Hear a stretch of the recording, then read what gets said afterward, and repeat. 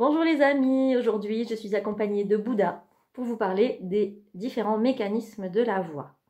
Vous en avez peut-être déjà entendu parler sous les termes de voix de poitrine et de voix de tête. Et ce qu'on sait généralement, c'est que on chante les notes graves en voix de poitrine et les notes aiguës en voix de tête.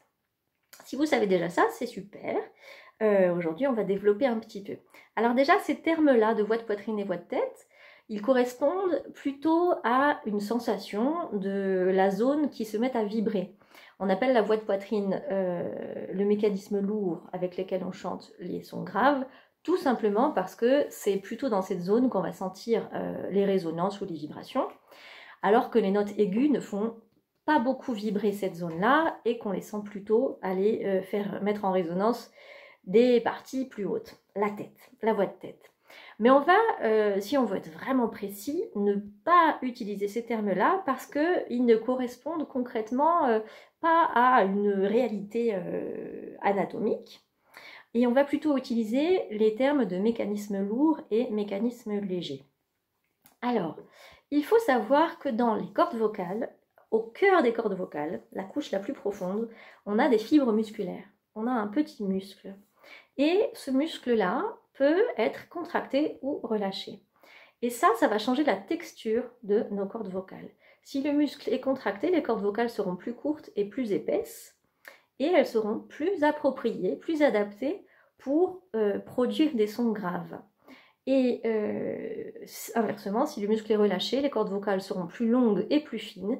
Et ça fonctionnera très bien pour aller produire des sons aigus.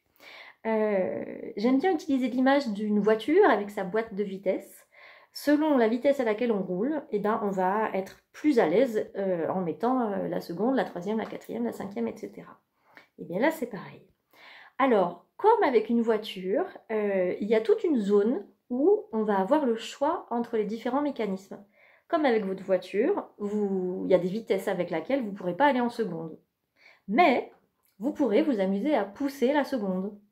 Et inversement, il y a un moment, si vous restez en cinquième, vous allez finir par caler, mais vous pouvez décélérer pendant longtemps sans rétrograder. Et la voix, c'est pareil. Dans l'extrême grave de votre voix, vous n'aurez pas le choix, vous serez obligé d'enclencher le mécanisme lourd, la voix de poitrine, et dans l'aigu de votre voix, vous devrez utiliser votre voix de tête. Mais entre les deux, il y a une longue tessiture où vous pourrez choisir. En musique pop, en variété, les chanteurs utilisent beaucoup ce choix-là, de chanter, de pousser la seconde, comme je dis, faire monter la voix vers l'aigu en restant en voix de poitrine.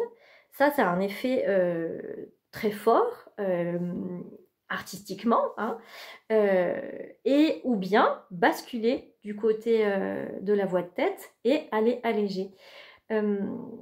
Je pense à Lady Gaga quand elle chante I'll always remember us this way. Allez écouter cette chanson et vous entendrez que selon l'intensité du moment dans la chanson, elle va chanter les mêmes notes, le même couplet, donc les mêmes hauteurs. La première fois qu'elle chante le premier couplet, elle bascule en voix de tête. Et puis quand ça commence à monter là en puissance, les mêmes hauteurs, elle les chante complètement en voix de poitrine. C'est très clair quand on l'entend. Et il y a même des moments où, sur une même note, elle démarre la note en voix de poitrine et puis elle bascule en voix de tête. Chez les hommes, il y a Chris Isaak. Vous pourrez aller écouter Chris Isaak. No, I don't wanna fall in love. Le début de là je viens de vous le faire, le A, le début de cette note-là, est en voix de poitrine, et puis il bascule, et ça s'allège. On a cette sensation que quelque chose s'allège. En chant classique, on va plutôt chercher à lisser le passage et à faire en sorte qu'il soit imperceptible. C'est-à-dire qu'on va relâcher plutôt progressivement ce muscle, et on va basculer progressivement d'un mécanisme à l'autre. J'essaie de vous faire quelques exemples pour que vous entendiez de manière plus claire.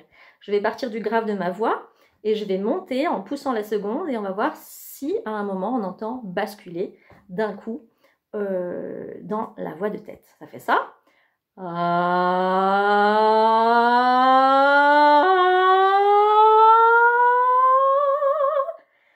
Vous avez entendu un clac au milieu. Il y a des notes qui ont sauté, qui n'ont même pas été chantées parce que j'avais poussé, puis d'un coup, j'ai lâché.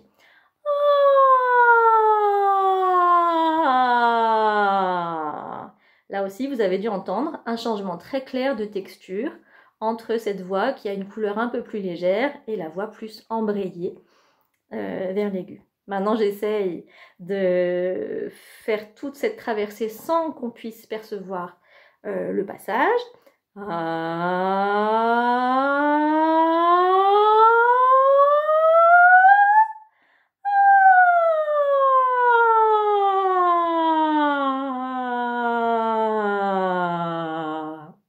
Voilà.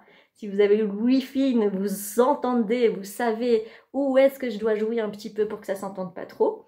Mais a priori, c'est moins clair que quand j'ai pris soin de vous faire entendre le changement. Donc ça, ces deux voix différentes, on ne peut pas les choisir de manière consciente aussi clairement que quand on passe une vitesse sur une voiture. Donc ça demande un certain entraînement, ça demande d'intégrer les sensations qui tournent autour de ces différentes positions.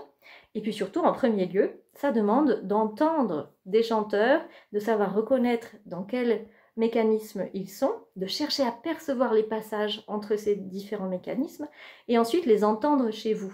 Et quand vous aurez perçu, vous, dans quel registre vous êtes, eh bien, il y a un moment où vous pourrez choisir la couleur que vous préférez.